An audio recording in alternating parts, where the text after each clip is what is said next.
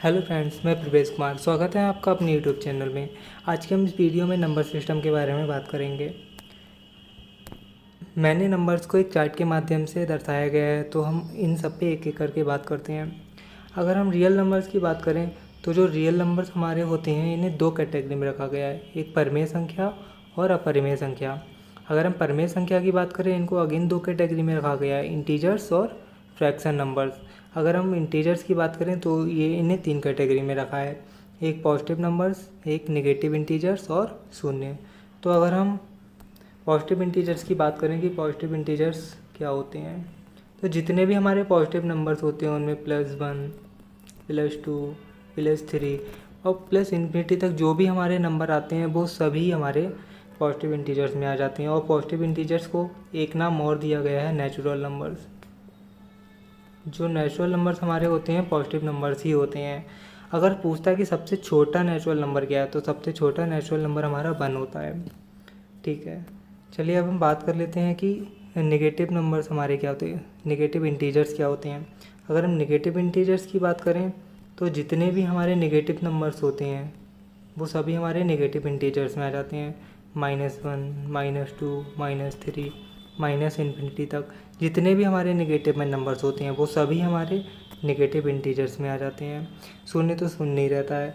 अब अगर हम बात कर लेते हैं इंटीजर्स की, तो उनमें कुछ और कैटेगरी में रखा गया है इन्हें।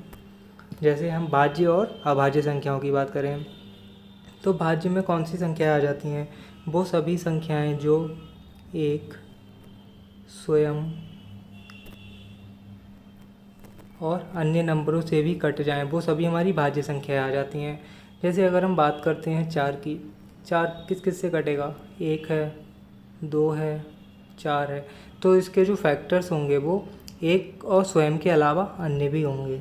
8 की अगर हम बात करते हैं, 1 है, 2 है, 4 है और 8 है।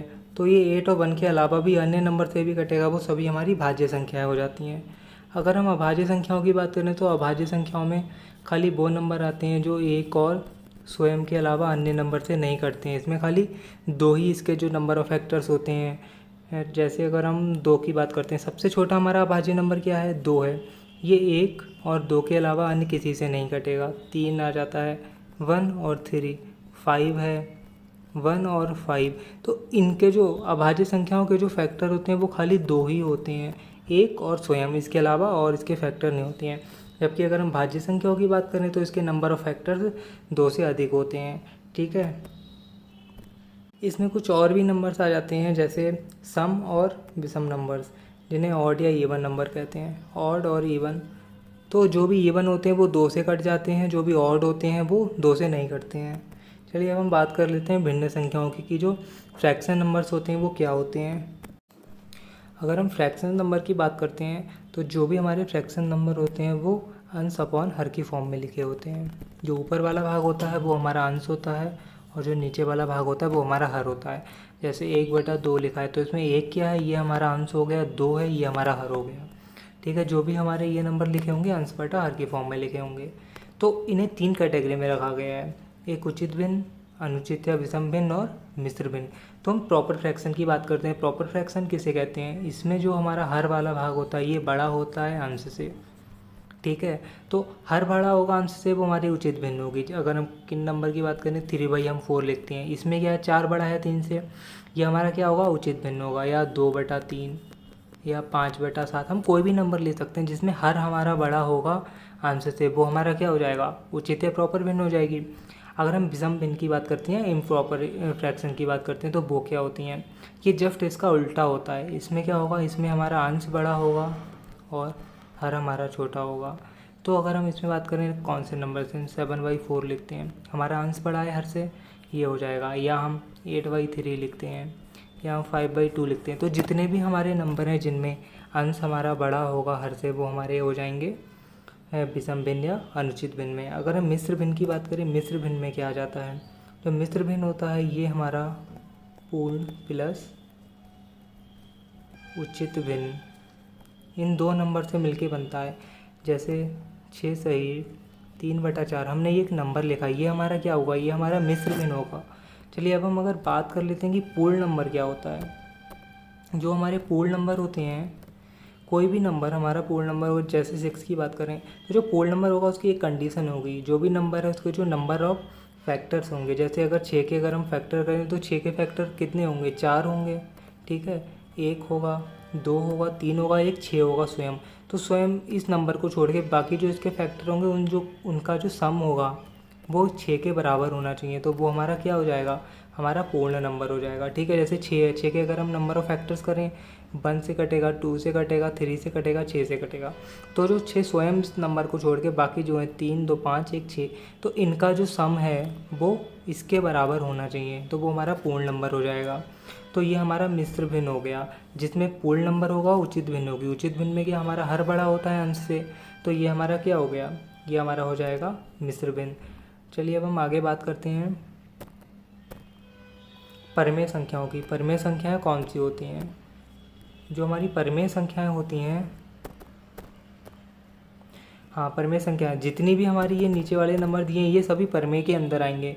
धन पूर्णांक सभी परिमेय हैं, ऋण पूर्णांक भी परिमेय हैं, पूर्णांक और जो फ्रैक्शंस है ये सभी हमारे परिमेय संख्या हैं। इनके अलावा और कौन सी परिमेय संख्याओं में आती हैं?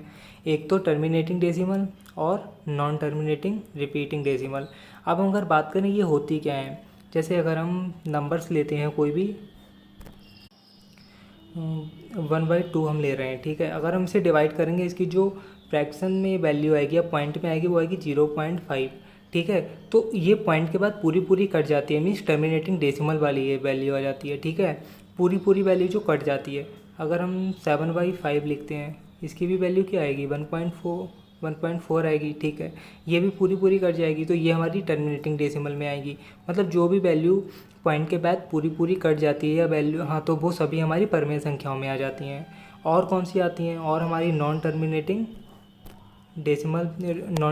रिपीटिंग डेसिमल वाली आती हैं। इसमें कौन से नंबर आते हैं? इसमें वो नंबर आ जाते हैं जो पॉइंट के बाद में जो भी हमारे नंबर आते हैं वो रिपीट होते रहते हैं।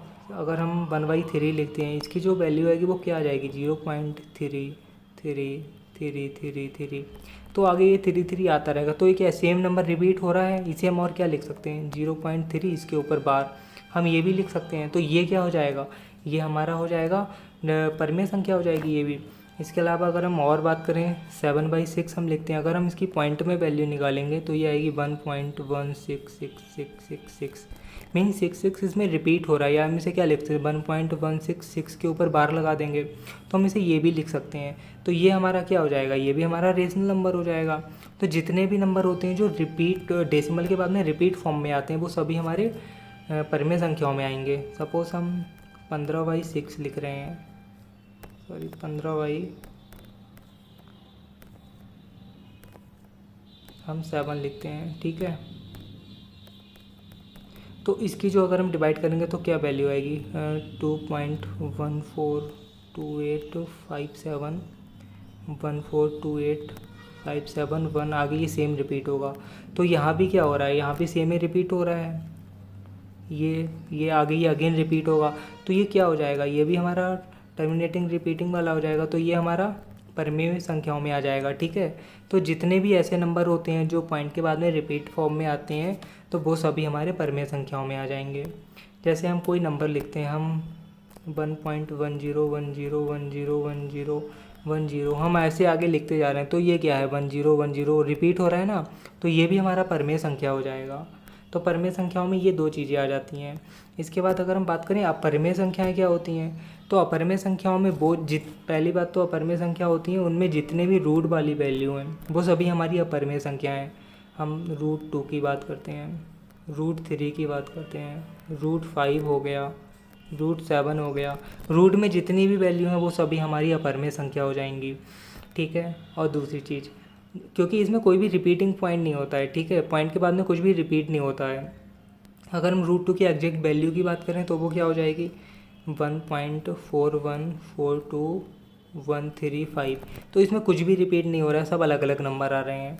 अगर हम √3 की बात करें, √3 की वैल्यू क्या आ जाएगी, 1.7320508। इसमें भी कुछ भी रिपीट नहीं हो रहा है, ये भी हमारा क्या हो जाएगा, अपरिमेय संख्या हो जाएगी, ठीक है। तो जैसे हम एक क्वेश्चन कई बार आता है कि जो पाई है हमारा, ये हमारा अपरिमेय संख्या है, और जो पाई की वैल्यू हम ज़्यादातर मैथ में यूज़ करते हैं 22/7, ये हमारी परिमेय संख्या है, ऐसा क्यों? ठीक है, तो अभी हम इस पर चर्चा कर लेते हैं। जो परिमेय संख्या होती हैं, एक चीज़ और ध्यान रखना है, जैसे हमें कोई भी वैल्यू दी गई है, ठीक है, 101 001 001 4 टाइम 01। अब यहाँ भी देखिए कुछ भी रिपीट नहीं हो रहा है, तो ये भी हमारा क्या हो जाएगा, ये भी हमारा अपरिमेय संख्या हो जाएगा, क्योंकि 1010 के बाद 100 आ गया, 1000 आ गया, मतलब सेम कुछ भी रिपीट नहीं हो रहा है ना, तो हमारा क्या हो जाएगा, हमारा अपरिमेय संख्या हो जाएगा। चलिए अब हम बात कर लेते हैं कि पाई अपरिमेय है और 22/7 परिमेय क्यों है। अगर हम पाई की बात करते हैं तो पाई की जो एग्जैक्ट वैल्यू होती है वो हो जाती है 3.14159265। ठीक है, ये इसकी जो एग्जैक्ट वैल्यू होती है वो होती है। और जो इसकी जनरली हम पॉइंट के 2 अक्षरों तक इसकी 2 डेसिमल तक ही वैल्यू लिखते हैं, तो 3.14 हम यूज़ करते हैं। अगर हम 22/7 की बात करते हैं, 22/7 की जो वैल्यू आएगी वो हम निकाल के देख लीजिएगा, ये आएगी 1.142857 1428571, आगे रिपीट होगा। तो यहाँ भी क्या हो रहा है, हम देख सकते हैं यहाँ भी ये रिपीट हो रहा है 14, ये आगे ये रिपीट हो रहा है सेम नंबर। तो ये हमारा क्या हो जाएगा, ये भी हमारा परिमेय संख्या हो जाएगी, क्योंकि यहाँ पे एक फॉर्म में रिपीट हो रहा है 3 पॉइंट। इसे भी हम जनरली क्या पॉइंट के 2 अक्षरों तक लिखते हैं तो 3.14 लिखते हैं, क्योंकि 3.14 2 अक्षरों तक ये सेम रहता है, इसलिए हम, क्योंकि ये लगभग में बराबर है, एग्जैक्टली बराबर नहीं है, इसीलिए मैथ में हम 22 की वैल्यू, पाई की वैल्यू 22/7 ही यूज़ कर लेते हैं। लेकिन जो पाई है ये हमारा अपरिमेय है और जो 22/7 है ये हमारा परिमेय नंबर है। ठीक है, चलिए अब हम बात कर लेते हैं आगे परिमेय अपरिमेय। अपरिमेय की बात हो गई। अब जो वास्तविक या रियल नंबर्स हैं, तो जितनी भी ये संख्याएं इसके नीचे आ रखी हैं ना, परिमेय हो गया, अपरिमेय हो गया, पूर्ण हो गया, फ्रैक्शन हो गया, पॉजिटिव इंटीजर्स हो गया, नेगेटिव इंटीजर्स हो गया, शून्य होगा, ये सभी नंबर हमारे किस में वास्तविक संख्याओं में आ जाएंगे।